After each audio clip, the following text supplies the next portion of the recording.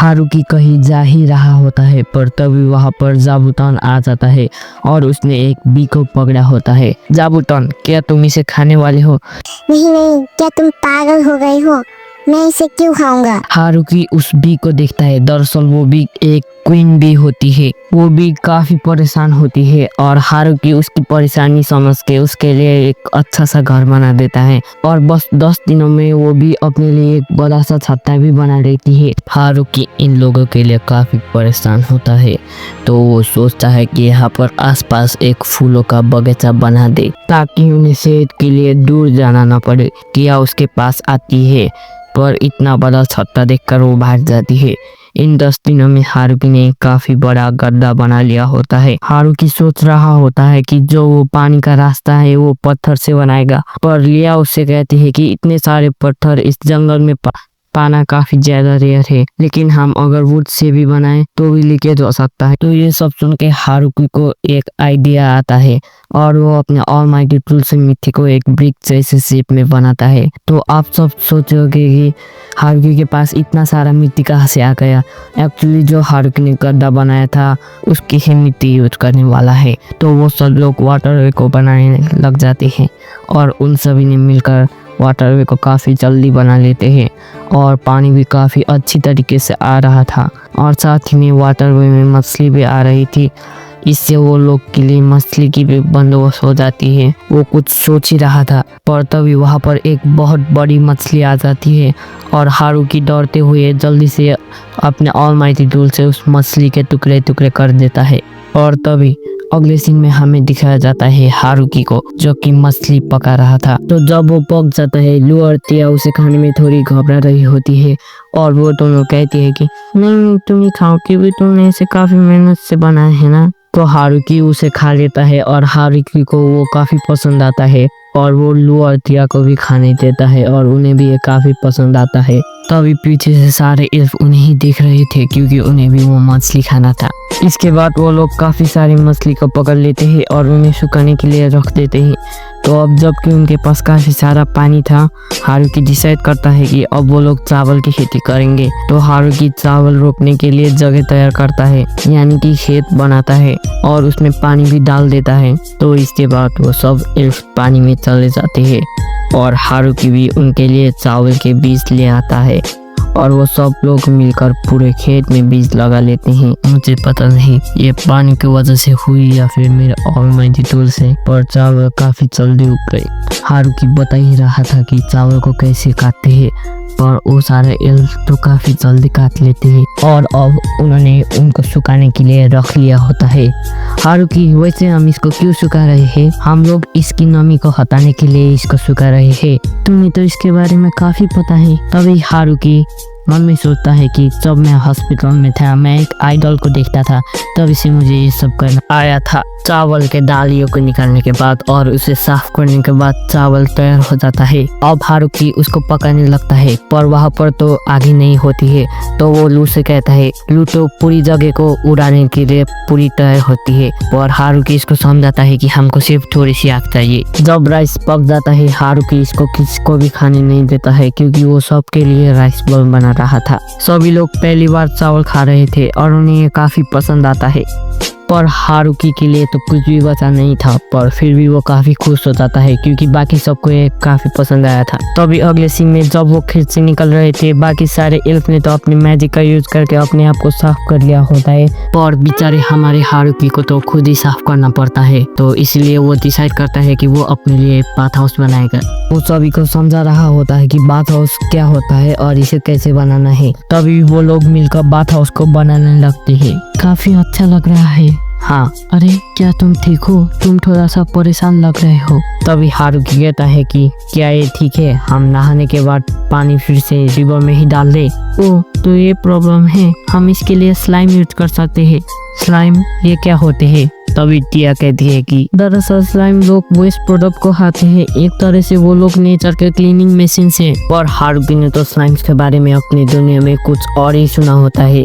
वो कहता है कि स्लाइम्स वही है ना जो दिखने में तो कमजोर होते हैं, लेकिन वो लोग काफी खतरनाक होते हैं, जो कि ज्यादातर नए एडवेंचर्स को अपना शिकार बनाते हैं। तभी टिया उससे कहती है कि ऐसा तो नहीं है, और वो स्लाइम्स लेने चली जाती है। कुछ देर बाद टिया एक स्लाइम्स ले आती है जो कि हारुकी ने जैसा सोचा था उससे तो काफी छोटा और प्यारा था।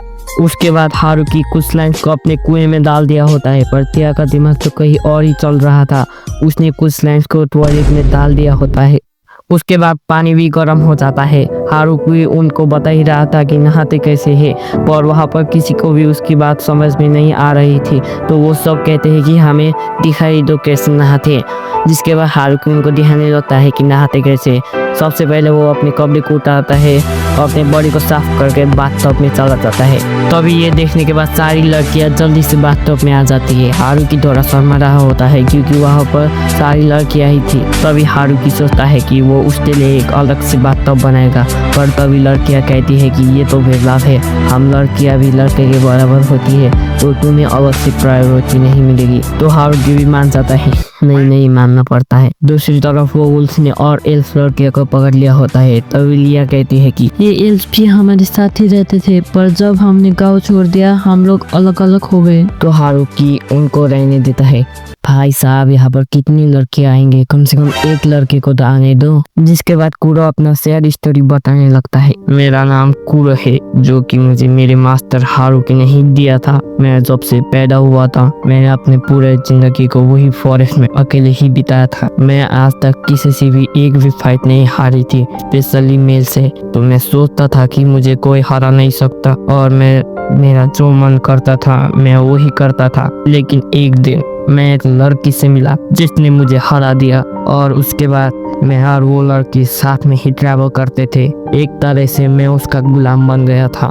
लेकिन एक दिन उसका पेट धीरे धीरे बड़ा होता गया, यानी कि वो प्रेग्नेंट हो गई। लेकिन एक दिन हम दोनों का ही घमंड टूट गया, क्योंकि हमारा सामने एक बहुत खतरनाक से भालू से हो गया था। कुछ लोग तो उसे फॉरेस्ट का किंग भी कहते थे। उसने हमें इतनी बुरी तरीके से हराया, उसकी वजह से शायद से उसको हम में तरस आ गया और उसने हम दोनों को ही छोड़ दिया। और इसी बीच हमें बहुत गुस्सा आ रहा था, तभी हम लोग एक गधे से मिले। इसको देखकर मुझे भी काफी गुस्सा आ रहा था। उसकी शक्ल ही ऐसी थी कि उसको देखकर किसी को भी गुस्सा आ गए, पर मुझे उसके वेपन से काफी पावर फील हो रहा था। जिसके बाद उसने हमें खाना दिया। वक्त के साथ हमने देखा कि वो अकेले ही काफी बड़े बड़े और खतरनाक मॉन्स्टर को मार देता है। जिसके बाद हम उसके वफादार बन गए, क्योंकि मेरे पत्नी ने उसे अपना मास्टर मान लिया था, और साथ में उसने हमें रहने के लिए घर और खाना भी दिया था। लेकिन एक सच ये भी है कि हमारे मालिक को ये नहीं पता कि हम लोग एक बहुत ही खतरनाक स्पीशीज है, जिसको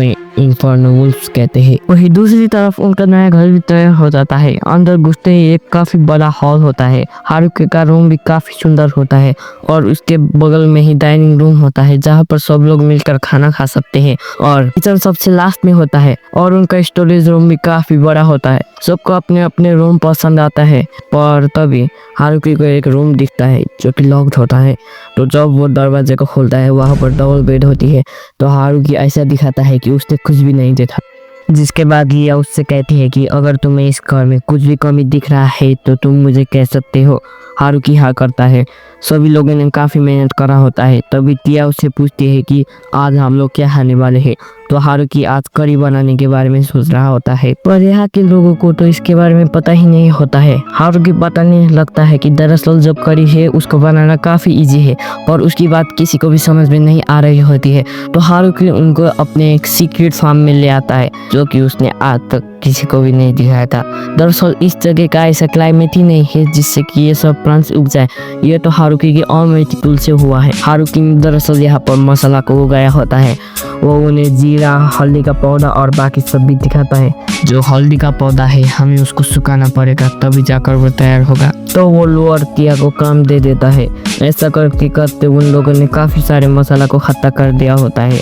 उनमें से एक धनिया भी होता है, लेकिन वो वुल्फ धनिया को देखकर डर के भाग जाते हैं। जिसको देखकर वो लड़कियां धनिया पे रिसर्च करने के बारे में सोचते हैं, क्योंकि इनने इन्फर्नो वुल्फ को दौरा दिया होता है, जो कि काफी खतरनाक होते हैं। तो जब खाना बनाने का वक्त होता है, हारुकी देखता है कि वहाँ पर उसकी मदद करने के लिए सिर्फ लिया होती है। तो उसे पता चलता है कि टिया और वो अपने रिसर्च वर्क पे बिजी है। तो हारुकी इसमें ज्यादा ध्यान नहीं देता है और करी को बनाने लगता है। सबसे पहले वो कढ़ाई में तेल डालता है, जिसके बाद वो मसाले डालता है और साथ में मीट भी और बाकी सब्जियां भी डालता है, जिसके बाद वो मिलकर करी को बना लेते हैं। पर हारुकी को लग रहा था कि वो कुछ भूल रहा है, तभी उसे याद आता है कि उसने तो नानी नहीं बनाया होता है। तो क्या मैं चावल बना दूं? नहीं यार, करी के साथ तो नानी अच्छी लगती है। और अब हारुकी लिया को नान बनाना सिखाता है और लिया भी सीख जाती है। और अब कुछ देर बाद वो काफी सारे नान बना लेते हैं और अब शाम भी हो जाती है और वो लोग थोड़ा हिचकिचा रहे होते हैं क्योंकि उन्होंने ये